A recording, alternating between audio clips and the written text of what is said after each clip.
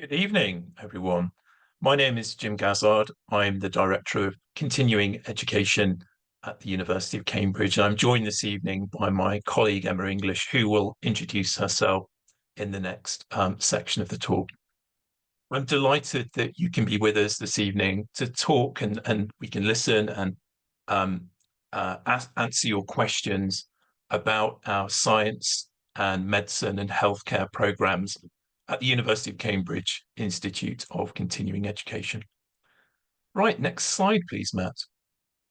So this evening, you've got Emma and myself for about 40 to 45 minutes talking about our undergraduate life science programs, our pre-medical HE cert, and our postgraduate professional medical and healthcare programs.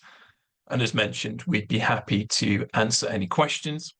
This session is being recorded, so you can look back at it and talk about your learning requirements and understand how programs at Cambridge work and how we can navigate you through the University of Cambridge and optimize the learning.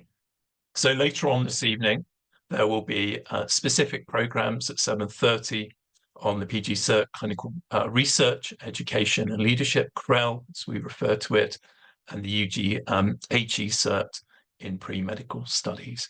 And there'll be a chance to meet the course directors, the academics involved, and listen to the programs in much more detail. Next slide, please. So the University of Cambridge is this amazing research-driven, often considered to be a highly selective university, whereby many of the students here study full-time and on a residential basis.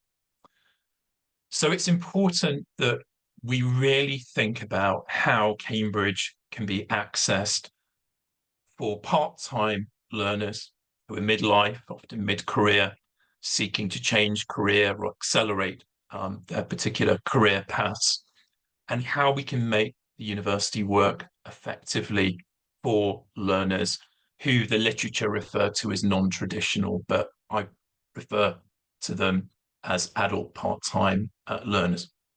So that's the question that the Institute of Continuing Education is here to try to solve, to provide a sense of belonging and a kind of navigation through the university, and to make sure our programs work on a flexible basis for learners who cannot be here often in person or are not studying on a full-time basis. Next slide, please, Matt. So we really are a purpose-built entity, a department within Cambridge, the largest by student number. This year we'll have around about 100,000 students learning with us. About 1,200 of those will be on award-bearing University of Cambridge qualification programs, and that's what we're going to talk about today. And the Institute is about fostering a sense of belonging, that you're here as a community of peers, that you're learning together, and that this is not a remote, isolated endeavor. This is about exchanging views, exchanging opinions, challenging your tutors, your lecturers, and really making sure that we are learning as a community. That we do this in flexible ways. So we timetable our teaching a long time in advance. We commit to those timetables, and we think about how we deliver the teaching in the most intentional ways. We're here to make sure that the resources of the collegiate university, so 150 departments, 31 colleges, we're here to make sure that those resources are available to you. The university library system, which I believe has about 80 different sites, including the main university library, all of its electronic resources, all of the other learning and research-related resources that it has. And as mentioned, the Institute is here to kind of navigate what is a really complex, decentralized environment. It is an amazing environment. The University of Cambridge has so much to offer, but you have to be able to plug into that, and that's our role. Next slide, please. So one of the questions that prospective learners often have is, well, who will I be learning alongside? There's often questions about, well, is everyone here a Cambridge graduate? Will I be the oldest person? Will I be the youngest person? Will I have the least qualifications? And we really do try to get away from that. The commonalities that I think are true from all of the learners that I've spoken with is they don't define themselves as students. They define themselves as professionals, as parents, as volunteers, people with a lot going on in their lives. They might be healthcare professionals, doctors, scientists, and across all of our domains, architects, engineers, teachers, lawyers, people who are retired, people who are starting their careers, people who are returning to learning after a break.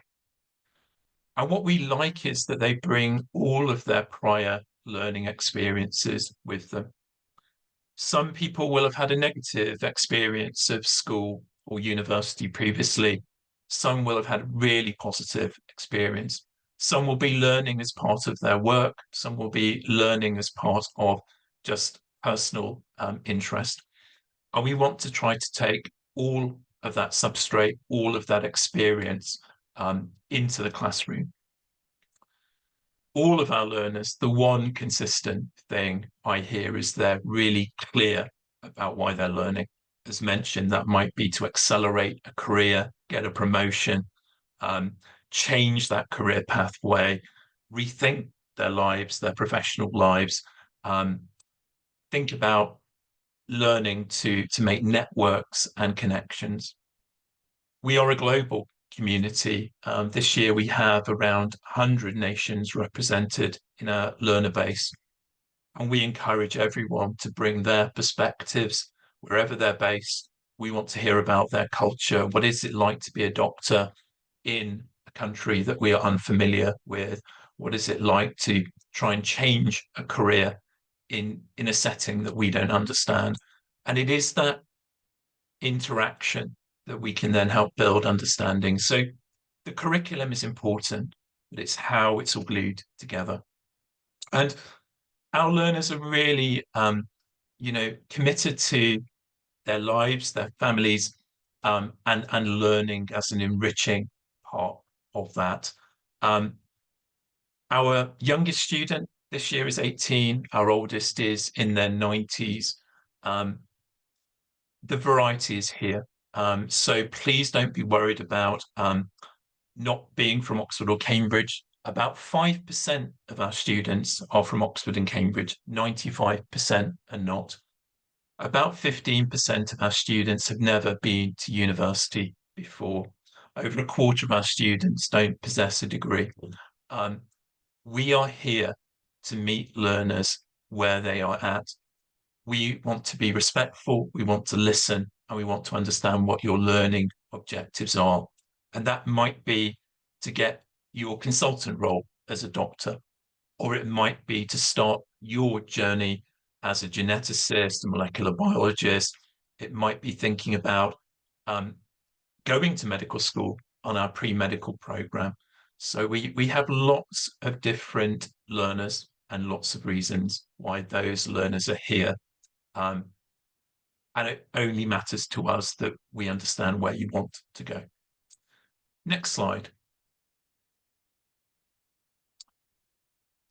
So for our postgraduate programs, if we think about those for a moment, what we normally would require for access is a 2-1 undergraduate degree or equivalent thereof in a relevant subject.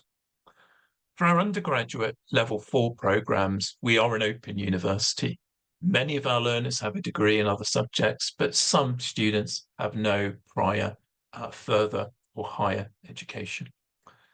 In all of our programs, and particularly thinking about postgraduate routes, there's often a non-standard route. So if you have commensurate experience or a lower classification of degree, there might be a mechanism forward.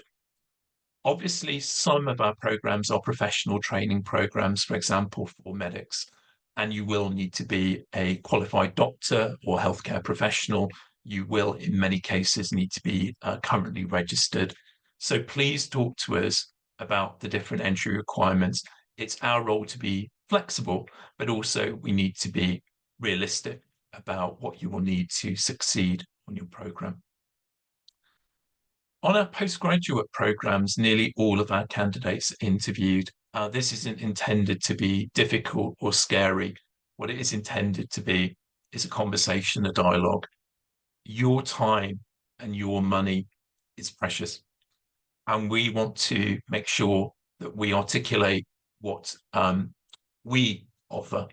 And we want to make sure that you are set up to be successful in your learning journey with us. It's our job to give you the information, advice, and guidance that you need to make good decisions. A good decision sometimes might not be to study at Cambridge and to study elsewhere, or the right decision, if it is the right decision to study at Cambridge.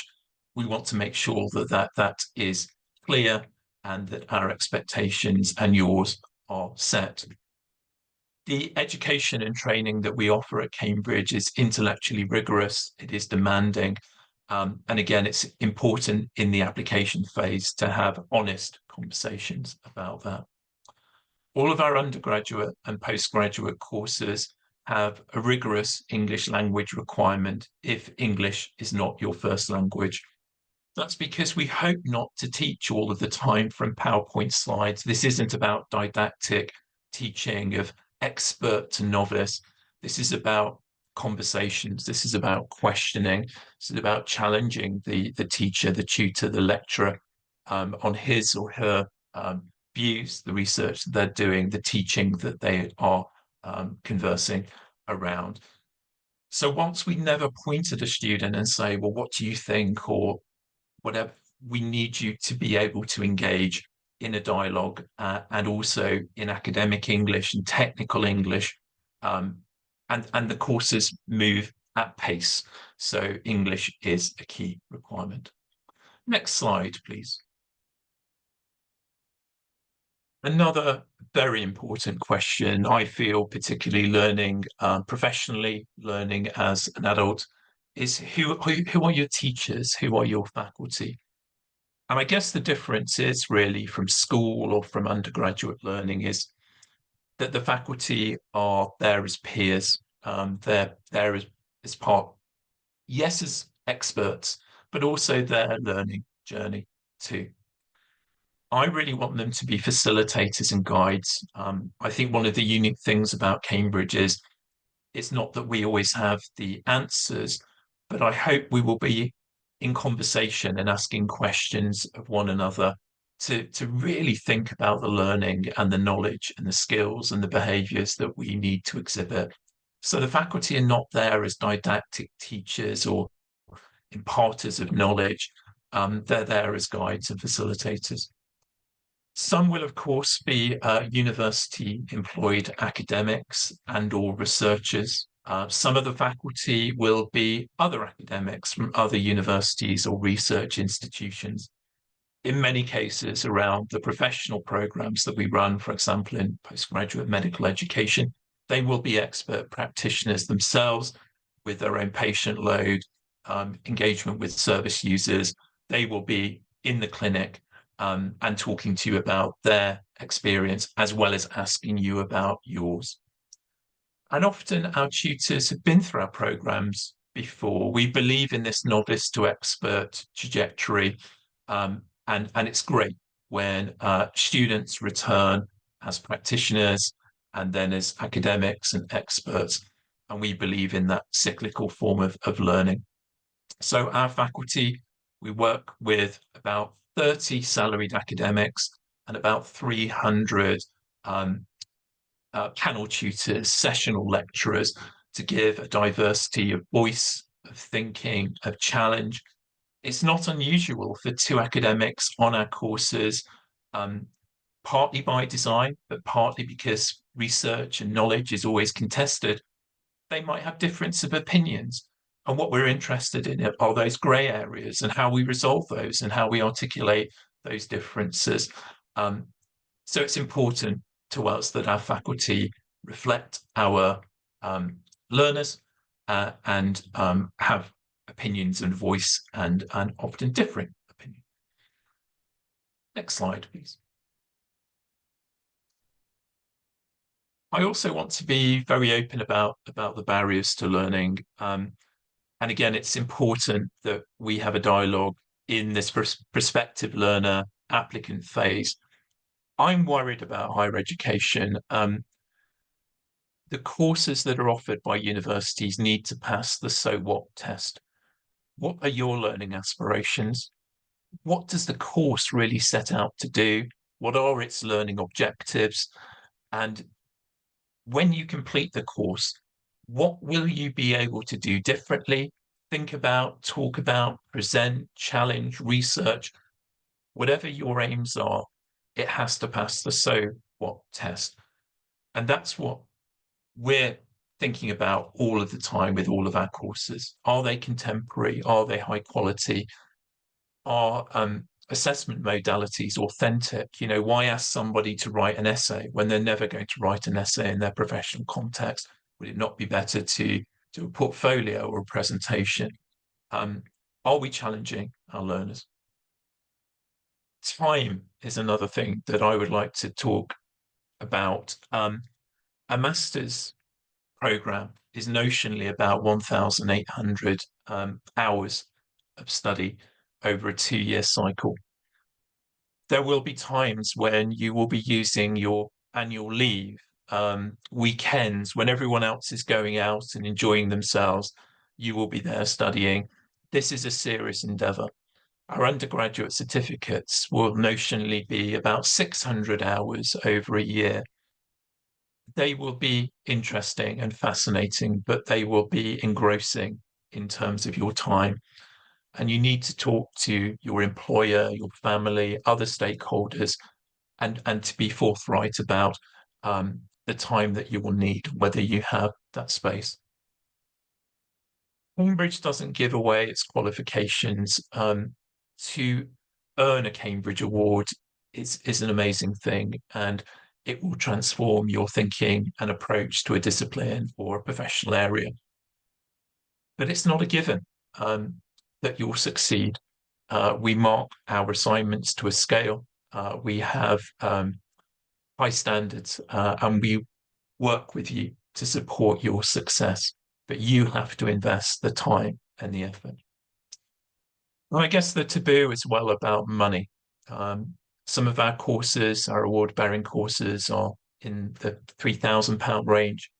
Some of them are in the 30 or the £40,000 range.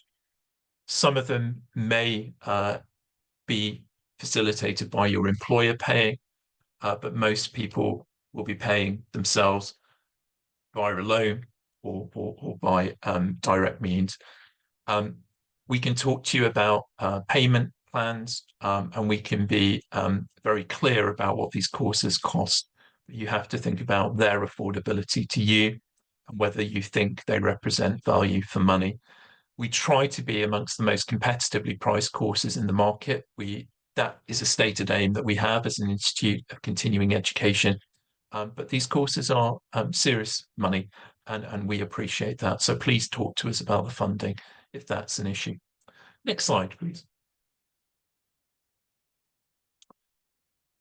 One area where I'd like you to challenge us is the three-dimensional aspect of the learning that we are trying to deliver. Again, it worries me in higher education that it's too much about the skills and the qualifications held by individuals. Of course, they are vital. They must be state of the art. They must be relevant to what you need to learn. They must help to change your practice or your thinking. But learning is far more than that, we hope, at the Institute. It's part about creating networks of challenge, of friendship, networks that will provide social capital to help you think about your next career steps, to present opportunities to you. And arguably, most importantly, learning is central to confidence and efficacy and well-being. This is called identity capital. There'll be elements of your learning that will be tough. There'll be elements of your learning where in other aspects of your career, you're being successful and moving forward, but the learning that you're doing here at Cambridge is challenging. And we want to help build resilience, help build a sense of identity, emotional intelligence. So I would like to ask you to ask Cambridge, but any other provider, about whether they're trying to build this three dimensions of learning and belonging, because we are seriously engaged in this endeavour of the skills and qualifications, but also networks and well-being and resilience. Next slide, please. So this is about learning together. The groups who succeed, the cohorts who succeed. Yes, of course, the assessment and the learning is individual, but it is about working as a team and creating dialogue.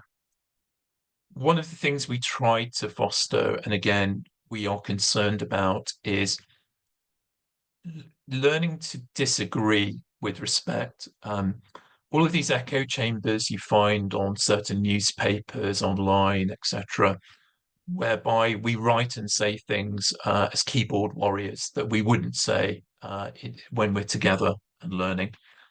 And this isn't about agreeing. This is about using evidence to build arguments and to build understanding, which is crucial. And why a lot of our cohorts continue to be in contact with one another for years is they don't necessarily agree with one another, but they find that intellectual challenge rewarding.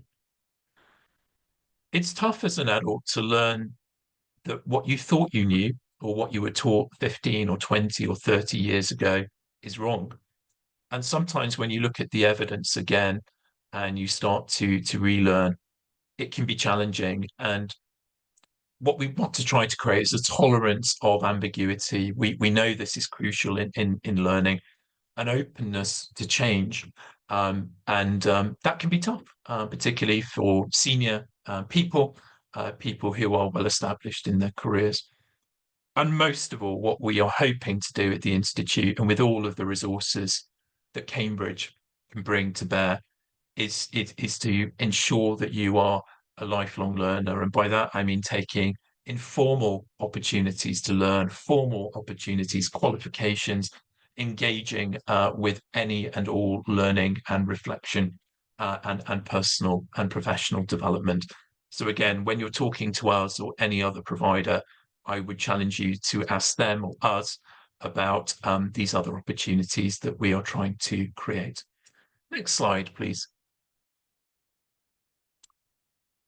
I've said enough about this already, but just as a visual, one of the things we think about is andragogy, where we learn as peers in circles.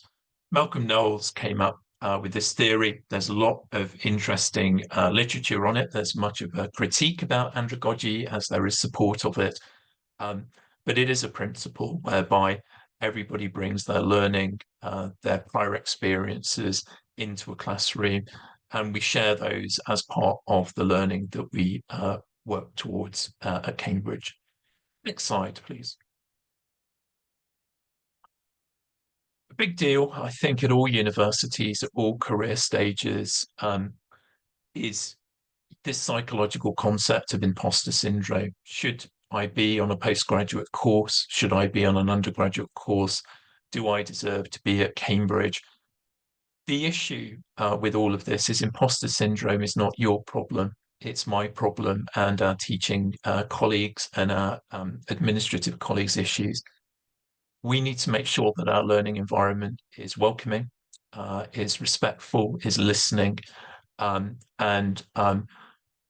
would beg all of you to at least consider Cambridge as a learning environment, because As I've said already, the richness of everything here should be made available to any learner who is capable and motivated to learn. And it's our job to make sure that we're not asking ridiculous questions of our students. We're not making our students feel anxious. And we are in dialogue with our cohorts about this regularly to make sure that the learning is safe and comfortable, but also intellectually challenging, and that we're not worried about whether we deserve to be here, whether we should be here. If you're admitted to a program, you do deserve to be there. And it is our job to make sure the learning environment is welcoming and fosters an environment that enables you to thrive. Next slide, please. So, what we are is a specialist part-time university. All of our courses are designed for part-time learners. We're not asking you to study a full-time program at half the intensity. We take a pragmatic approach to this. We know that life, work, family can get in the way, and that we understand that the context is often complex. So we have a number of support resources where you can speak to your course director, your tutors, our in-house wellbeing team. If you're on a matriculated program, there's also counselling support that you can access. Again, it's our job to listen to your challenges and to be realistic about completion, about intermission, and how we can get through to the end of the course to make sure that you're successful. And we will do everything we can to achieve those endpoints. Next slide, please. Most of our teaching is certainly at the postgraduate level in teaching blocks. They're protected time, we hope, for busy people. Our undergraduate programs are fully online, whereas our postgraduate programs are normally a blend, but there will be residential components. As described, we set our teaching dates in advance because we know people will set their annual leave or their study leave or childcare around that. And unless there's a catastrophic event, like a tutor becoming unavailable through illness, we don't change. The residential learning and the online learning is social learning. We ask your opinions, we engage you in virtual learning environments. Of course, when we're here in Cambridge, we dine together. And it's a community, a learning community that lasts beyond the formal course. Next slide, please.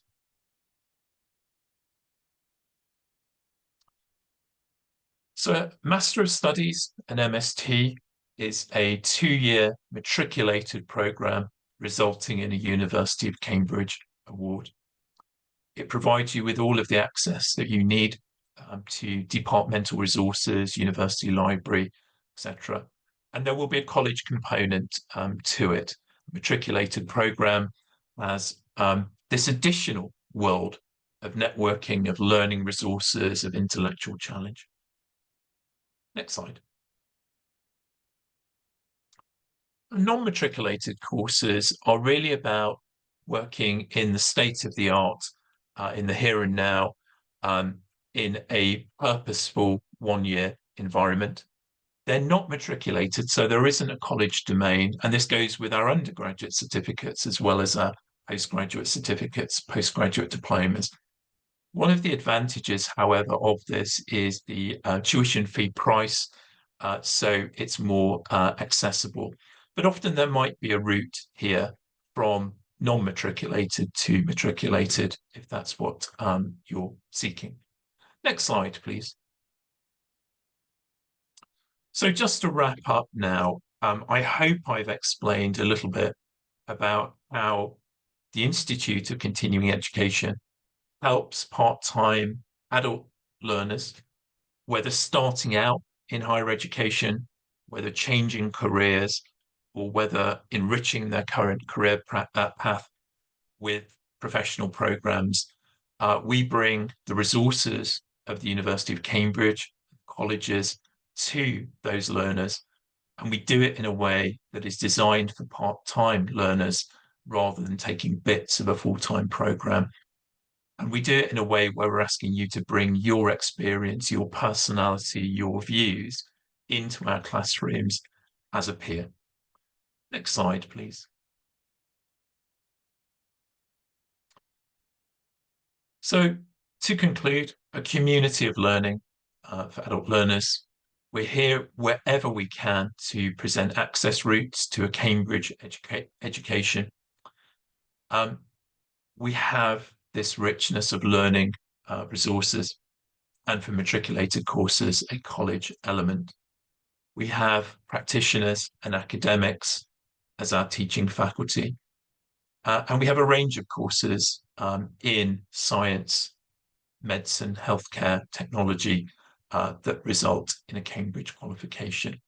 So hopefully you will consider us as part of your plans, and we are here to be challenged. We are here to answer your questions as part of the application and exploration phase.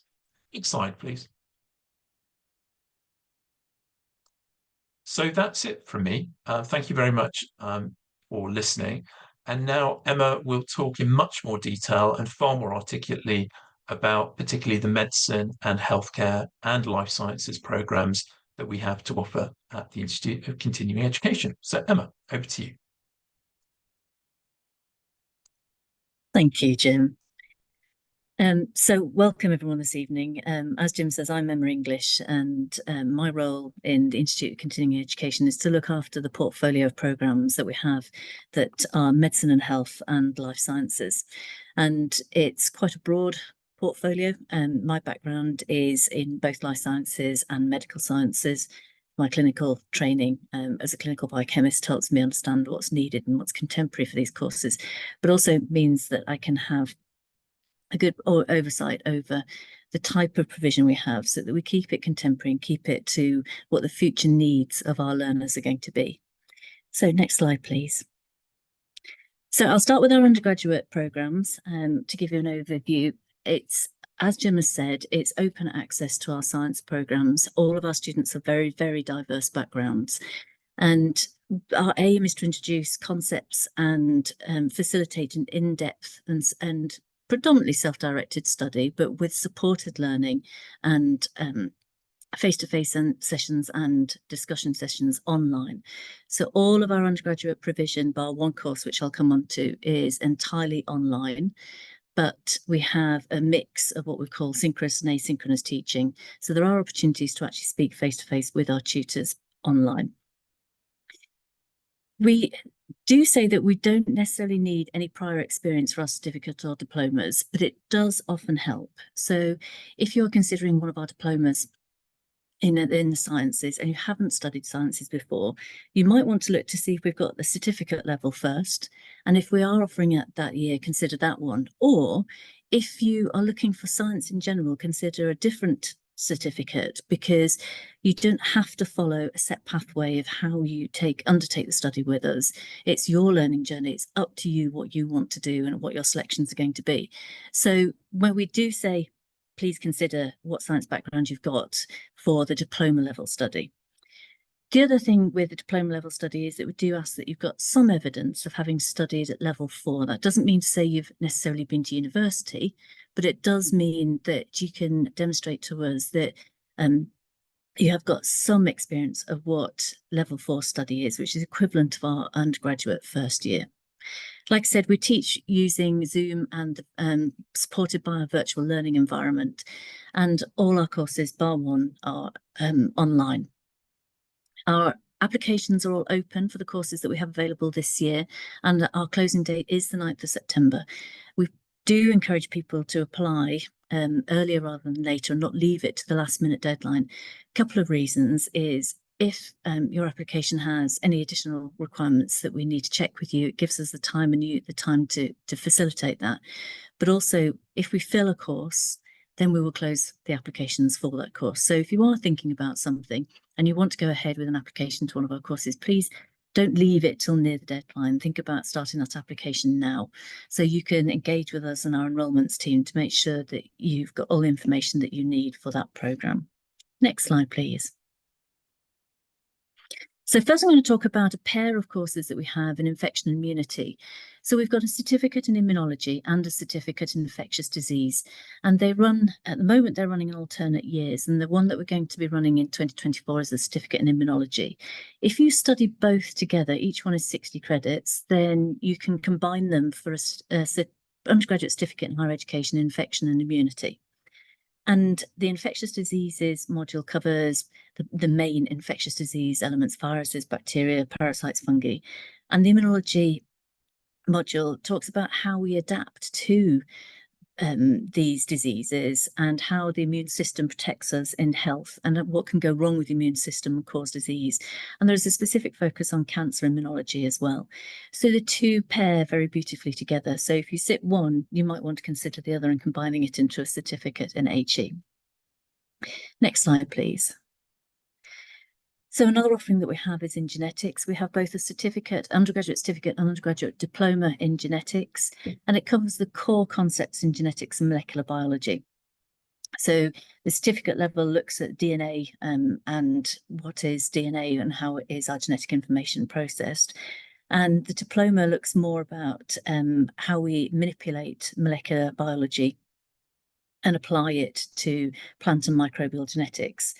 So they complement each other. The certificate is a level 4 study of 60 credits. The diploma is a level 5 study at 60 credits. You don't have to have done a certificate to do the diploma, but you might want to pair the two together. And remember, with the diploma, we would like some evidence of learning at level 4. And this covers the experimental concepts as well.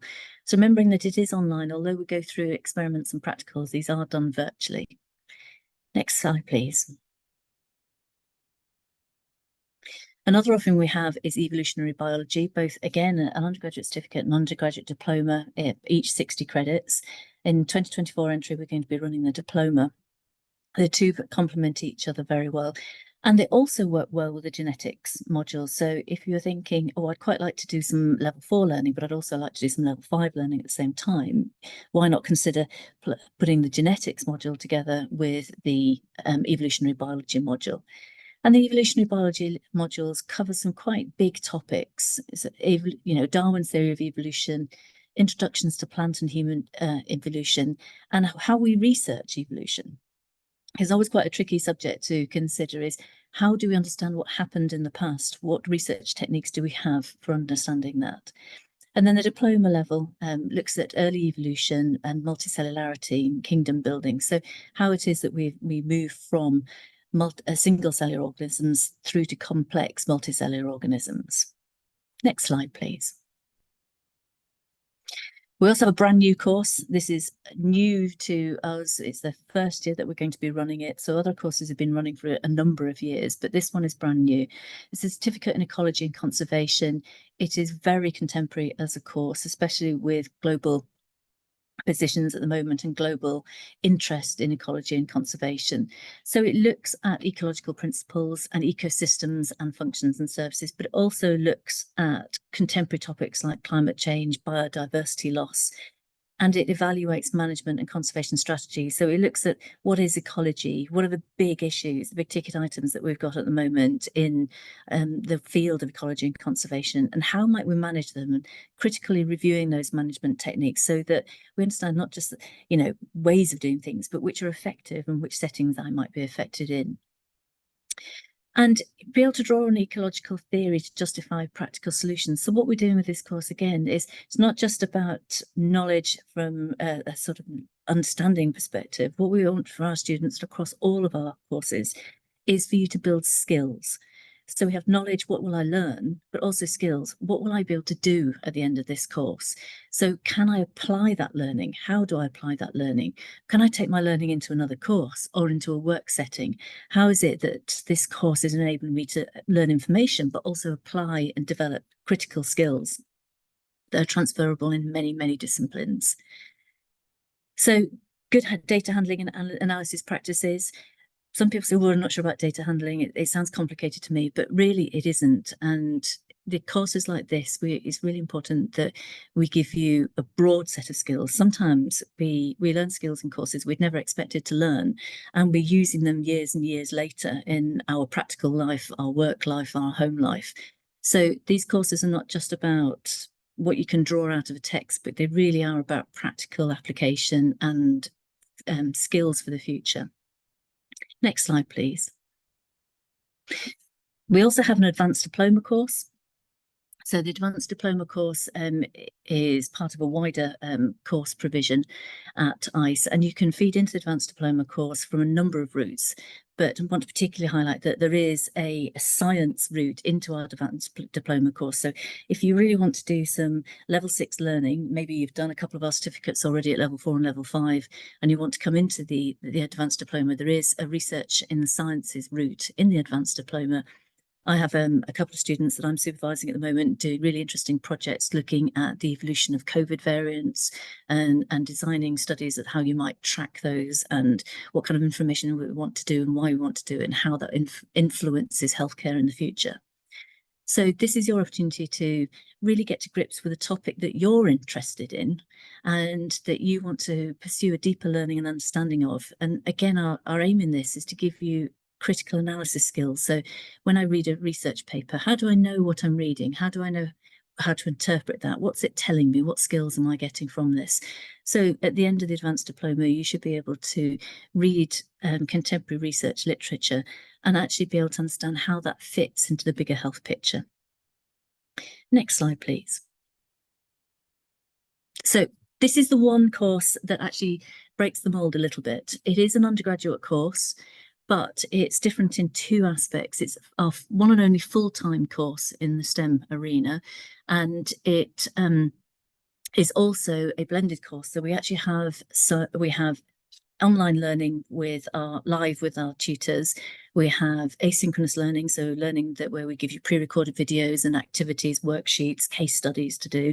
But we also have in-person learning. So we actually have teaching in the Faculty of Education at the moment, which is at the Homerton, next door to Homerton College. And we use their facilities for in-person teaching, workshops, delivery around core competencies and topics, but also practical laboratory sessions as well. So it is an undergraduate course, but it's different in that it's full-time and there is some in-person teaching. We've tried to blend it, so a lot of it is something that you can do from home. So a lot of the learning is flexible around your working needs, but we do have set in-person days with the course as well. And we have live teaching online at set hours 2 or 3 times a week as well. So we will tell you as far in advance as possible what these dates are. And we stick rigidly to them unless there are significant reasons to move them. But we do actually have in-person teaching on this course. This course you'll hear a bit more about from Datina this evening. She's going to speak to you a bit later about that one. They said this is one of the courses that you're interested in. And the purpose of this course is really to bring together people from diverse backgrounds who have always wanted to consider medicine as a course of study, but for whatever reason have never done it. So did you get put off doing A-levels? Did you not, or did you choose a different path thinking that was the better one for you, but you've always had this hankering to do medicine? So this course is for people who, for whatever reason, have chosen a different course and not done medicine, but really want to come back and try and see what doing medicine would be like. So students on our course apply fairly early on to medical school in the year if they're doing it in the same year as the pre-medical studies, and we support people with those applications, and we support people to upskill and the type of skills that medical schools are looking for, and also to consolidate their core knowledge of chemistry and biology. And it's a blend of A-level topics and then more advanced undergraduate topics that we cover with those. So for example, one of the sessions that I'm actually teaching tomorrow is case studies looking at diabetes and diabetes testing. So in that case study, we're going to explore some aspects of the disease itself, but we're actually really looking at the chemistry, the underpinning chemistry and biology of the disease process, how we test for it and how we treat it. So a wonderful mix of methods and opportunities on this course. It is an intensive course because it's meant to mirror the intensity of a medical degree, but we've built it around the fact that many people do have work and work-life balance requirements, so that we timetable it. So the majority of it can be done from home, but we do have in-person sessions as well. But Tina's going to tell you more about that sessions this evening. Next slide, please. So I'm going to move on to our postgraduate provision. I think Jim has also highlighted this already. Most of our postgraduate provision does require a 2-1 in a relevant area. That's most, and we do always look at all candidates. And please come and talk to us if you think you don't quite meet what our criteria, and see what flexibility we have. If you've got relevant experience, then we may be able to take that into consideration. So rather than assume you don't have what we need, please come and talk to us. So some of our courses are available as a progression pathway. So you sit the PG Cert first, and then you take the PG Dip. In the second year and the third year, you matriculate and do your master's dissertation. So this course in particular, medical education, is one of these courses where you can only do it in this progression pathway, and it takes 3 years to do so. And our students absolutely love the structure of this. They love the in-person teaching that comes with the postgraduate level teaching, and they love the progression and the steps, because although it takes 3 years rather than a 2-year MST, then all skills and attributes that they learn at each level, they then have time to practice and then bring that reflection back to them for the next level, and that learning and that shared learning amongst the group. Some of our courses are going to be available as 2-year MST courses, and some of them are flexible. So that means that we do have a 2-year option and we have a 3-year option in combination. Some of our courses, you can just actually sit elements of it. You don't have to sit the whole PG Cert. So you can sit modules, and some students come and say, I'm just going to sit module 1. I'm going to see if I'm okay with it. And if I'm okay with it, I'm going to do more of the course.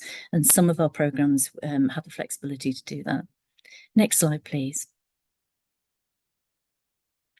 So a little bit more about our current postgraduate offerings. We have medical education, and this is one where we'll hear more from the course director, Cal Winston, on the Thursday session. But essentially that is the one where we have PG Cert, a PG Dip and an MST. It's very well regarded in the field, and there are a significant number of students that come on it, and we try and open up to as many students as we can for that one. The next one we've got here is genomic medicine, so you'll hear more about that on Wednesday if that's one of the sessions that you've signed up to. Genomic medicine has different approaches. Some people are eligible to get funding to study our genomic medicine course, but it does depend on your background and whether or not you can access that funding stream. But you'll hear hopefully more about that when the session is run on Wednesday. This is the one course as well where we've got options to just sit modules to start off with, sit the first module. And if you say, right, yes, this is good, this is what I want to do, then we can use that module and register you into the PG Cert so that you can build through. You can do genomic medicine as the PG Cert, PG Dip and MST route, or you can do it as a 2-year MST route. So we have flexibility with that one. The next one here we've got is clinical research, education and leadership. And that is a PG Cert, but it actually couples with the following one, which is clinical medicine, which is a PG Dip and an MST. So this is a suite of programs that go together. So you can combine PG Cert and then a PG Dip and then an MST. But the first part, the PG Cert, is actually called CREL, as we call it, and it morphs into clinical medicine for the second and third year. But we tend to think about those as one program. And again, you'll hear more about that this evening if you've enrolled in that course. Next slide, please.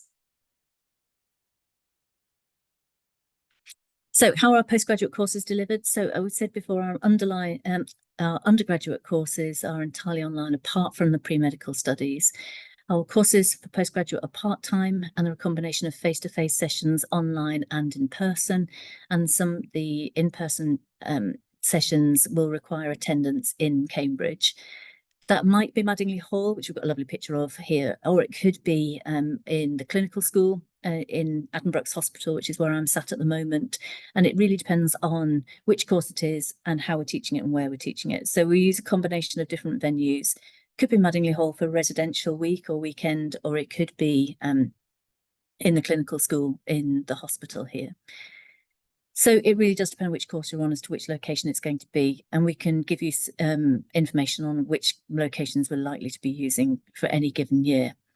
Our study is fully supported through our virtual learning environment. It's an essential part of our learning because although we have our face-to-face teaching in intensive residential blocks, that's not where the teaching stops. That's pretty much where the teaching starts. And then we continue with discussion forums, coursework, supported learning, so that you do need to be able to engage both with the in-person elements and the online community as well. And I would say actually with our postgraduate courses, we really do have a fantastic student community. And it's really lovely when we have events with students here, just to listen to them talk to each other. And where we have different courses in at the same time, perhaps in Madingley Hall, we might have two different courses running together. They immediately migrate towards each other, and then you get these fantastic conversations and development across programs as well. So if there's the opportunity to do it and you have other courses running at the same time as a course that you're on, then you know there are so many other people you can also talk to and learn from. And the interest and the discussions that get sparked over lunches and dinners is fantastic. Next slide, please. So who are PG courses for? Most of our courses are aimed at medicine and health professionals and people working in the medicine and health industry. So you do not necessarily need to be GMC registered or NMC registered or HCPC registered, but you will need to have some health or medicine connection for most of our courses.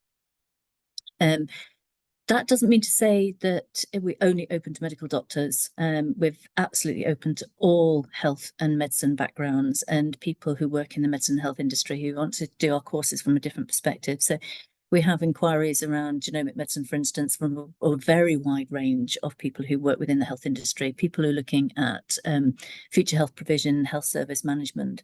It doesn't have to be people who necessarily want to specialise in delivering a genetic service in the future, but people who need to understand what's needed from a service in order to commission it in the future. And we also really want to support people who may be in one medical or health discipline but want to move across to a different medicine or health discipline. They want to either explore a new field or expand into a new field or upskill in their current field. So it might be that they're working at a particular level and they really need that master's level attainment to move them to that next level and that next promotion. So we support that, but we also take people who say, well, I trained as a nurse, but say genomic medicine is absolutely the place I want to be in the future. So I want to upskill my knowledge in genomic medicine so I can be a genetics nurse or genomics nurse. So our courses are open to more than health professionals, but you do need a connection with medicine and health somehow. And then I just did a diagram on here, was just to say that our courses do feed into national surveys and national frameworks that assess the quality of teaching. So we've had some fantastic results from that as well. So it's just to show that these courses are open to a wide range of people. We have a huge diversity of students on our courses, but we do achieve, and we do come with support and recommendations and fantastic feedback, and that's out there for you to view. And if you want more information on that, you contact our team, our enrollments and marketing team. They'll be very happy to provide you with the kind of feedbacks that we get. Next slide, please. About 15 minutes. Yeah, thank you.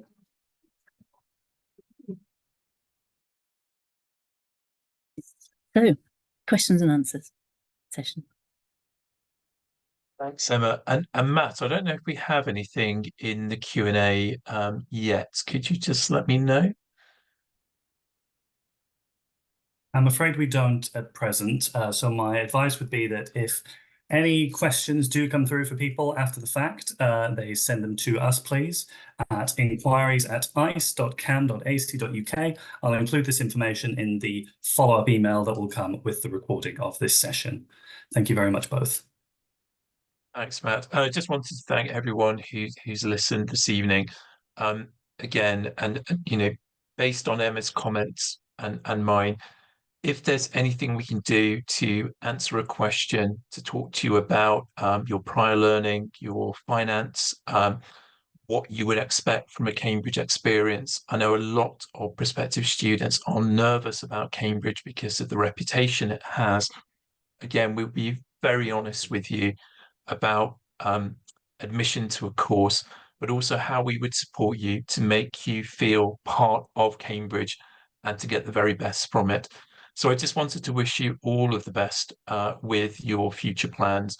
I hope you'll be able to join the sessions that are starting at 7:30. So I want to give everyone a few minutes to put the kettle on or walk around before those sessions start.